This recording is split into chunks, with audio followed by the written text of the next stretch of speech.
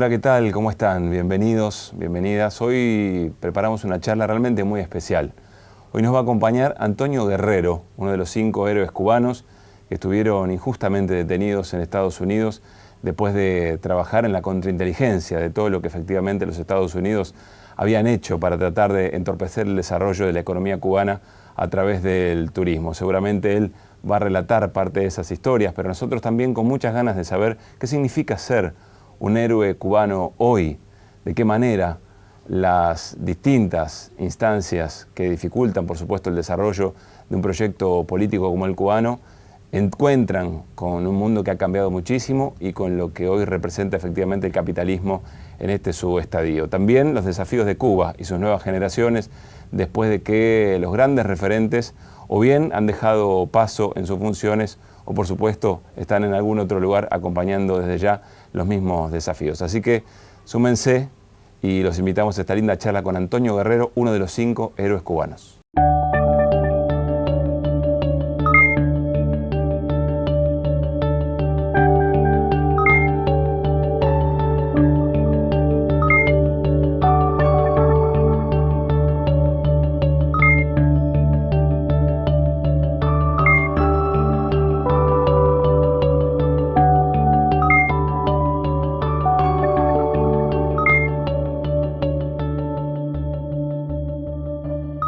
¿Primera vez en Argentina?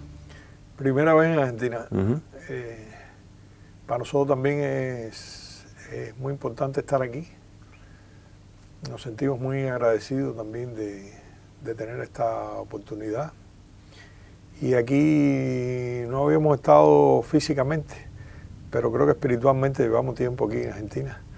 Pero tener la oportunidad de darle el abrazo, de conocer a muchas personas que estuvieron apoyándonos tantos años, es extraordinario. ¿Cómo lo trataron en Rosario? Que además tiene una significación muy especial. Rosario, claro. Rosario, primero veníamos por el 90 aniversario del natalicio de Che. Y había un grupo de actividades importantes. La municipalidad de Rosario nos brindó su atención también en esta visita y pudimos participar en un grupo de actividades homenajeando al Che, conocer a familiares del Che, amigos del Che y expresar nuestro sentimiento hacia el guerrillero heroico que tanto ha formado parte de nuestras vidas, ¿no? Y seguirá formándolo. La historia del Che en la Argentina, su nacimiento en Rosario, luego Córdoba, ¿es algo que allá está muy presente o más bien conocen al Che ya después en su viaje por nosotros conocemos a Che toda su historia. Es decir, el Che llega a Cuba, pero llega a Cuba ya con una formación. Además es un ejemplo. Esa historia es importante conocerla, porque salir de una familia que tenía determinados recursos, graduarse de medicina y venir a integrar en las filas de aquel destacamento que llevó Fidel desde México, habla mucho de lo que es la esencia del Che y de su entrega, su altruismo. Lo dejó todo y fue capaz. Él se lo dijo a Fidel en una carta que él iba después a hacer con su vida lo que él consideraba que era importante, ¿no? Servir por la justicia, por la independencia de los pueblos del mundo y de nuestra América. Y Antonio, ¿qué significa en tu caso y con toda tu experiencia, todo lo vivido, todo lo sufrido, qué significa ser héroe cubano hoy, en estos tiempos? A ver, nosotros no pensamos que hemos hecho algo extraordinario. Nosotros cumplimos nuestro deber. Injustamente fuimos arrestados, después encarcelados, sentenciados y hicimos lo que había que hacer. No había opción. Estuvimos a la altura de nuestro pueblo, a la altura de las enseñanzas, cuando dijimos cuando éramos pequeños seremos como el Che, a la altura de Fidel, de nuestra historia, y no había otro comportamiento. Hubo un ensañamiento contra los 5. Hubo sentencias que no tienen razón ninguna. Se quería castigar, se quería doblegar y no pudieron, porque en verdad nosotros nunca llegamos a estar realmente presos en lo que refiere a la condición humana de tu pensamiento, de tu tranquilidad.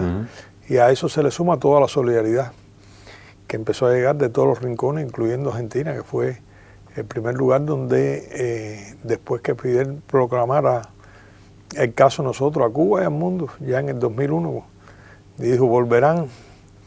Y entonces toda esa solidaridad, todas esas cartas, toda esa inocencia, todas esas cosas por dentro, pues nos hicieron no solo resistir, sino que la causa nuestra se convirtió en algo útil. ¿En qué sentido? En el sentido, primero, de mostrar el doble rasero del imperio. Cuando proclamas que eres luchador contra el terrorismo y defiendes y proteges a los propios terroristas demostrados, confeso, ya no tienes credibilidad. Y fue útil además porque mucha gente que incluso estaban vinculados con Cuba, conocían la posición de nuestro país, son solidarios en Cuba, fueron tomando conciencia también de la importancia de la resistencia. Y luego cuando vino la victoria, se convirtió en un ejemplo muy grande de que a veces lo que parece imposible. Gerardo, mi compañero, tenía 2 sentencias de cadena perpetua. Al momento de la libertad nosotros tuvimos una. Y entonces los revolucionarios, los progresistas, los que sabemos que un mundo mejor es posible y que tenemos que entregar nuestras energías a ello, que es una razón digna y justa de dedicar su vida, nos fortalecen vernos todas estas victorias, que en momentos tan difíciles. Antonio, aquí suele decirse que en estos tiempos, para arraigar estos modelos capitalistas tan hostiles, ya no hacen falta dictaduras. Las dictaduras trabajaron, arraigaron, hicieron su trabajo, luego las batallas culturales. ¿Qué significa en estos tiempos? Quizá en Cuba se vive de otra manera, pero ¿qué significan aquellos sacrificios que en otro momento efectivamente significaban en todos nuestros países arriesgar la vida permanentemente? Pero ¿cuál es el desafío hoy de ese tipo de entrega, de ese tipo de sacrificio, cuando la discusión, o por lo menos los grandes desafíos, parecen desde la batalla cultural, que quizá en el territorio no se juegan tanto como antes, ¿no? El problema es que la humanidad tiene sus momentos históricos y tenemos que ubicarlo y tenemos que ver también cómo han sido los procesos de desarrollo de la humanidad, las luchas que han librado pueblos, hombres. Ahora, querer borrar la historia, querer transformar la figura del Che o la figura de grandes hombres de nuestra América que entregaron su vida en luchas en su momento, es no ser consecuente con la verdad histórica de esta humanidad. Son otros tiempos, es cierto, pero la esencia no cambia. El imperialismo está ahí, el capitalismo está ahí, los ricos siguen haciéndose más ricos, los niveles de pobreza siguen aumentando, los problemas que tienen las sociedades no se resuelven. Nosotros los cubanos nacimos con un proyecto distinto. Gracias a la revolución tuvimos una historia. Sin querernos nos convertimos y somos, sin querer decir con esto que somos una sociedad perfecta, somos un faro para todos aquellos que quieren ver distribuir la riqueza de otra manera. Y eso fue lo que pretendieron todos estos hombres, que a ese de abajo, a ese que no llegan las cosas, a ese que tanto trabajo le cuesta tener lo elemental de un ser humano, llegue. Y entonces no podemos permitir que se hagan tergiversaciones de nuestros paradigmas, ¿no? Ni mucho menos que se vaya a borrar la historia, ni que vayamos a olvidar a José Martí, a Bolívar, al Che y a muchos otros hombres, ¿no? Al propio Fidel, que estuvo aquí, pasé por ahí por la universidad que reunió tanta gente aquí, Dicen que era una noche muy fría. Y él iba a dar su intervención en un aula. Así es. Y salió al frío la gente. Y entonces, ¿cómo podernos olvidar de todo eso?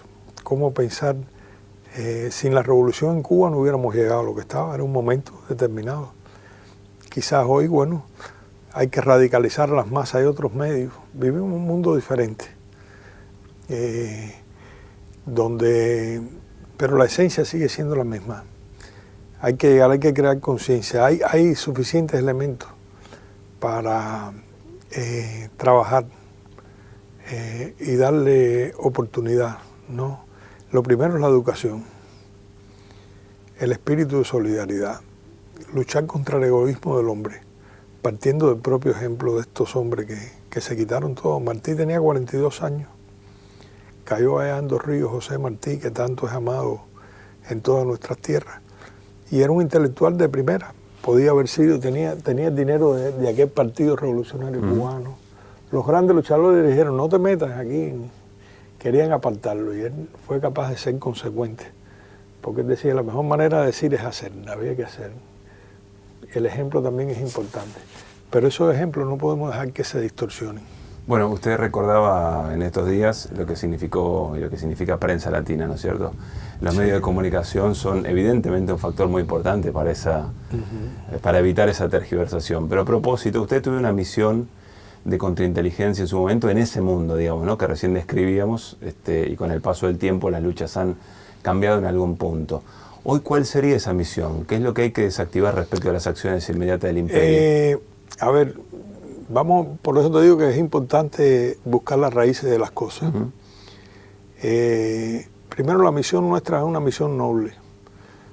En los años 90, cuando el derrumbe del campo socialista, que Cuba se vio en un momento muy crítico de su economía, de cómo mantener los programas que teníamos para el pueblo, la solución inmediata que podíamos tener era la capacidad que tenía Cuba de desarrollar el turismo y que tiene como fuente de ingresos. ¿A dónde apuntaron los terroristas? ¿A dónde apuntó la política estadounidense que apoyó todo eso? A poner bombas en los hoteles, intentar poner bombas en los aviones. ¿Quiénes podían morir en un hotel? ¿Quién murió en un hotel? Un turista. Y entonces no había otra opción que contar con la labor, porque el gobierno de los Estados Unidos no iba. ¿Qué sucedió en el 98? Cuando fueron a Cuba agentes del FBI y le entregaron la información. Meses antes del arresto, ¿a quiénes arrestaron? Arrestaron a Posada Carriles, arrestaron a Orlando Bosch, arrestaron a todos esos que están ahí. Unos ya, por suerte, no pertenecen a esta tierra, pero fueron a arrestar a quienes brindaban la información. Entonces, en estos tiempos, lamentablemente persiste esa política hacia Cuba y hacia nuestros pueblos. Y los pueblos se ven en la necesidad de hombres que sean fieles, de sacrificar muchas cosas. Es cierto que sí.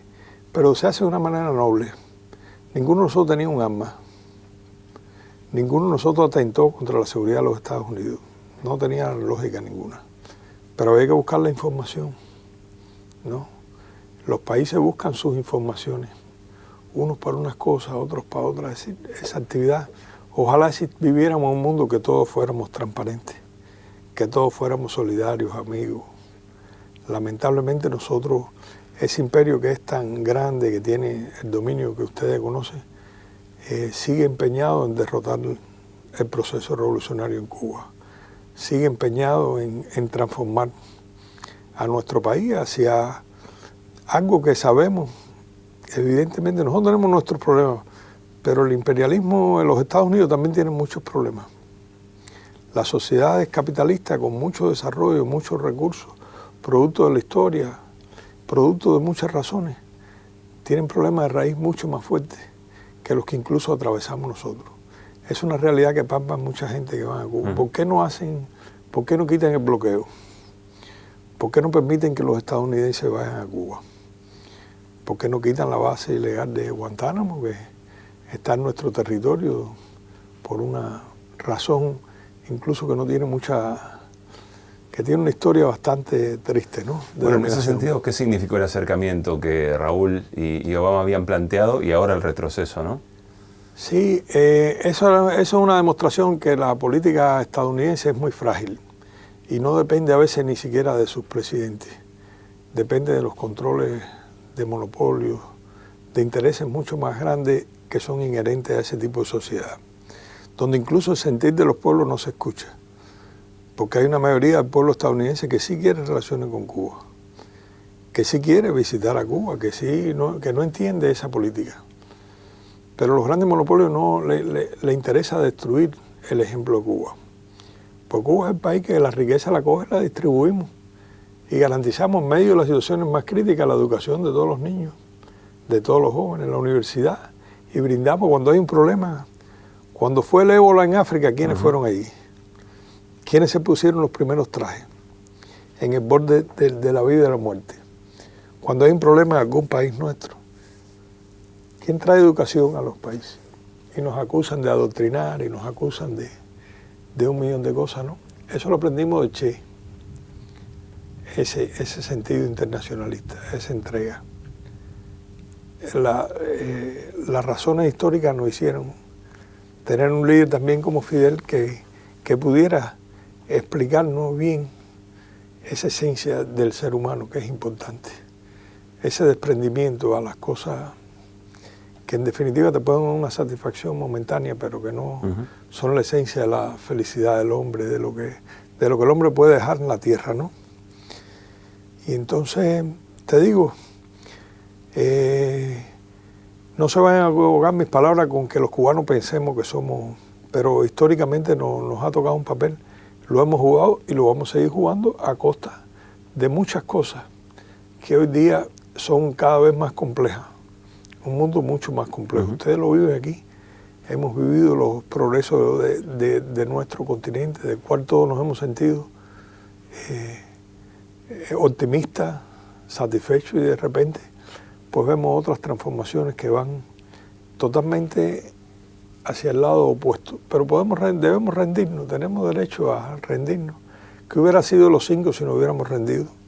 Tocarle la puerta al guardia y decirle, oye, yo, aunque no sea así, pero me voy a declarar culpable, voy a empezar aquí, póngame una cámara como esta que tú tienes, que voy aquí a hablar lo que ellos quieren que uno hable. Para destruir una cosa, ¿a dónde va a parar la dignidad del hombre, no? ¿A dónde va a parar cuando tú pones la cabeza en la almohada y te pones a hacer el resumen de lo que has hecho, de lo que ha sido tu vida? Sí, el concepto de la familia, el concepto de tu trabajo, de ser un hombre bueno, es básico en la vida. Pero esa utilidad es de todos los días y hay que pensar en ella y pensar en el de abajo cuando tenemos un poco más también. Antonio, la última. ¿Cuál es el principal desafío que tiene hoy la revolución?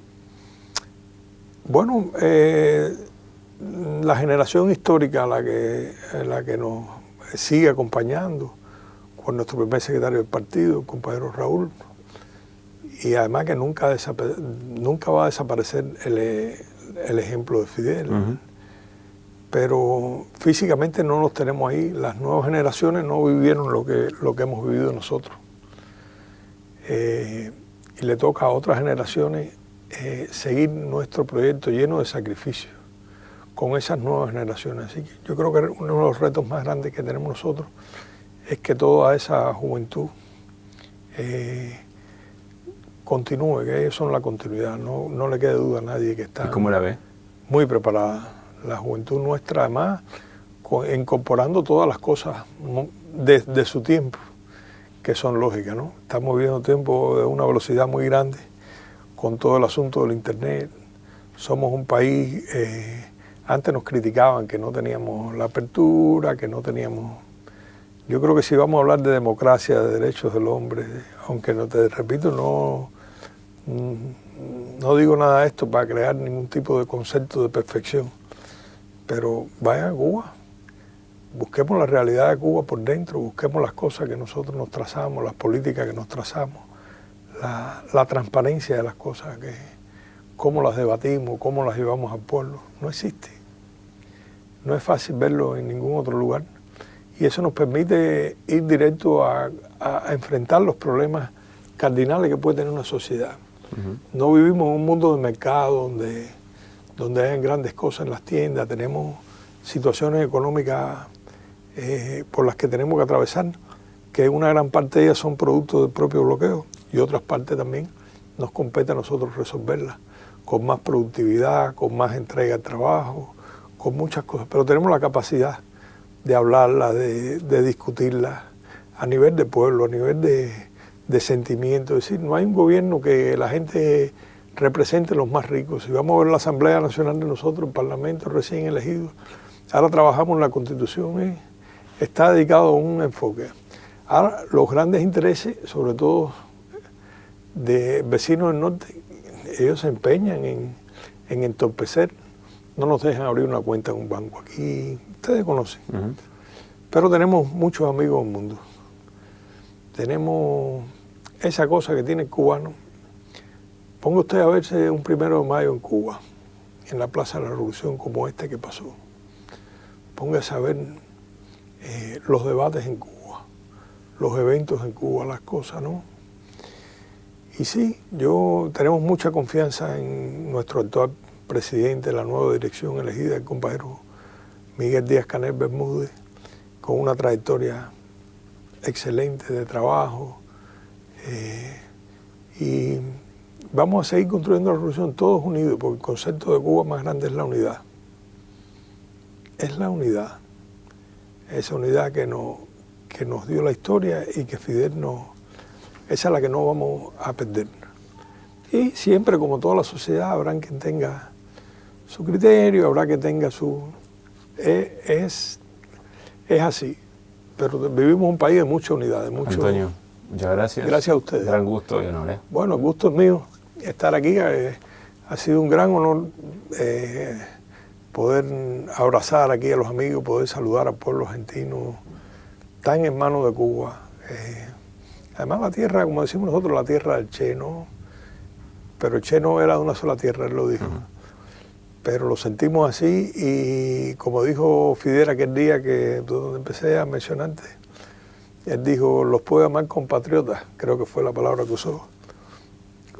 Es decir, somos un solo pueblo, somos hermanos, somos compañeros, que es más que incluso que familiares.